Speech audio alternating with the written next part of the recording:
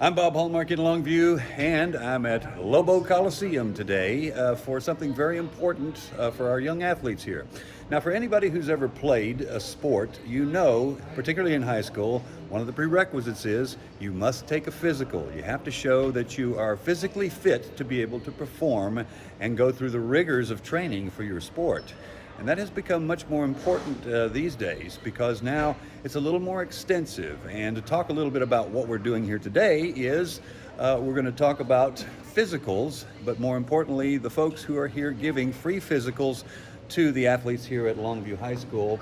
And we're joined now by Casey Reed, who is the manager of athletic training. Is that right? Mm-hmm. Okay. Tell me a little bit about this. What are we doing today? Absolutely. So we have about 500 athletes that are coming through.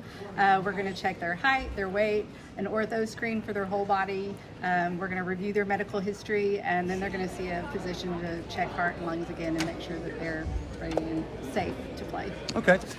Now, for anybody who plays, particularly football, which is huge here in East Texas, it's a priority. You've got to have a physical to make sure that you don't have any pre-existing conditions that would limit you in what is very rigorous training to play football. How has the protocol changed, I guess, for things like that? Right. So we have tons of history and research now that give us some family history that we need to look out for. So if you've lost somebody in your family to a heart event under 50 years old, we're going to flag that and talk to you for a little bit longer. Mm-hmm. If you've had several concussions, we're going to have a longer conversation too.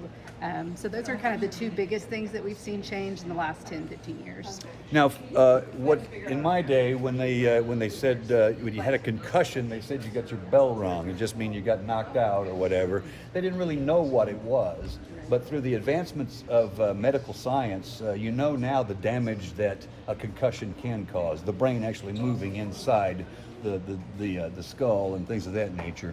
I guess that's a big one for you to check for, is to make sure that nobody has had recurring episodes of that. Correct. That's where we're looking at that CTE that we're seeing with the NFL players, is those subconcussive hits, the accumulation of many small concussions or even many large concussions. And so on the UIL form, the medical history form that the UIL requires every athlete and their parents to fill out, you have to list how many concussions you've had. Gotcha. Now, in lieu of recent history, we know particularly what happened with Lamar Hamlin on the field as a pro, but we've also had these kind of things happen with high school kids. In 2015, an alto student actually collapsed and died on the field. And it wasn't until later that they had found that he had some medical issues. Are you doing more in that respect to look at possible cardiac conditions? Correct. So the UIL doesn't require athletes to get an EKG at this point.